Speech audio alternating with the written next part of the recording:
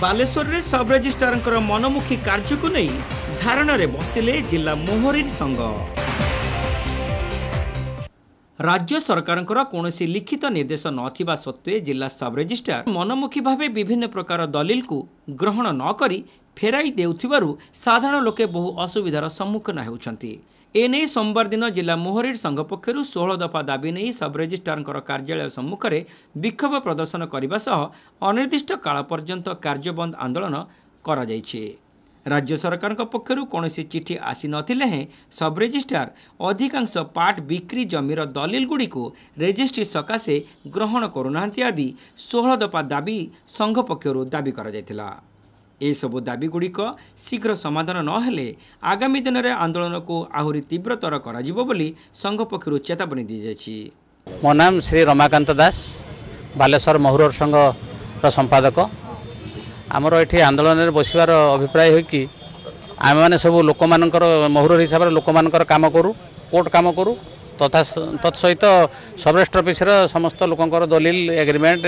इसी ये सब काम करूँ। चिराचरित ढंग से जमी सरकार नियम अनुजाई जहाँ जहाँ कम हवा कथा कम हो आसला। गत जुलाई 19 तारिख दिन कौन सी कथा न थी कि सब आम ए सब रजिस्टर सहित किसी सब रजिस्टर मीटिंग अच्छी कहीकि भुवनेश्वर गले एठिकार काम पूरा बंद रहा। कौन सी डॉक्यूमेंट नेलेनी। 19 तारिख शनिवार थिला, 20 तारिख रविवार गला, सोमवार दिन आसिक कहले जे आउ कौन सी रेस्टी हेबनी। कौन रेस्टी हेबनी ना ये पार्ट दलिल रेस्टी हेबनी। आम कहले तो सरकार नियम अच्छी पार्ट हो पार जो आईन अच्छी रेरा से महानगर निगम भुवनेश्वर कटक राउरकेला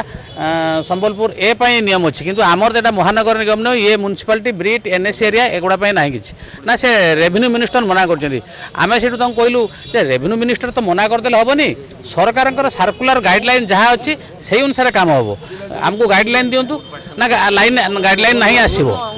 एमती मागी चली था सी दिन को दिन सब कम बंद कले। आम कहलु जिते किसी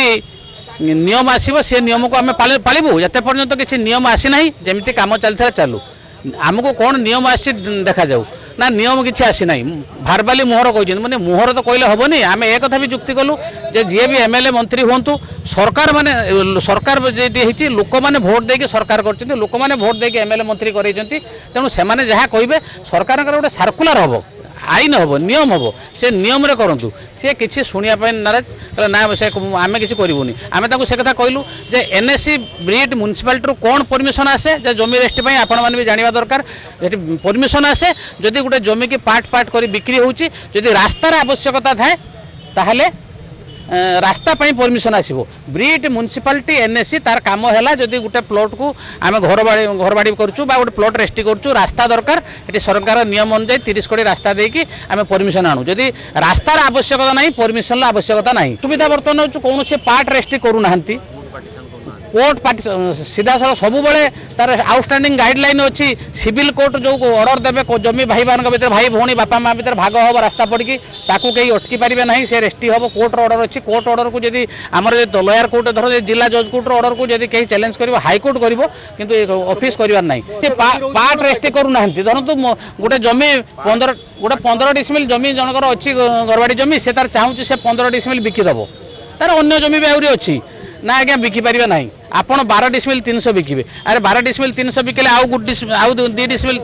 मुख्य दाबी हूँ पूर्वर जमी रेजिस्ट्री होता सेमती रेस्टी हो पार्ट रेस्टी जमी होता साधारण लोक हैरान होती डेली शह शह लोक ये आम पाक आस रेस्टी करने आम मना करूँ से लोक आमको विरक्त होती आगुरी होता कहीं होनी जदि न हो कौन सरकार आईन अच्छी चिठी अच्छी आमको दियो आम चिठी मागिला आम ए विषय सब रजिस्टर को भेजा भेजा सब रजिस्टर कहले आप एडीएम को देखा करूँ एडीएम को थरे नु आम 5 थर भेटिलु ना आम गोटे सिद्धांत करूँ डिसाइड करूँ एडीएम आमको किसी सिद्धांत कले ना आज काली कहीकि गोड़े चलले ना आम ये आमर दाबी पूरण हवा पर्यंत अनिर्दिष्ट काल पर्यंत धारणा बसू। ଏହି ବିକ୍ଷୋଭ ସମାବେଶରେ ସଭାପତି ନିରାକର ରାଉତ ସମ୍ପାଦକ ରମାକାନ୍ତ ଦାସଙ୍କ ସମେତ ଅନ୍ୟମାନେ ଉପସ୍ଥିତ ଥିଲେ।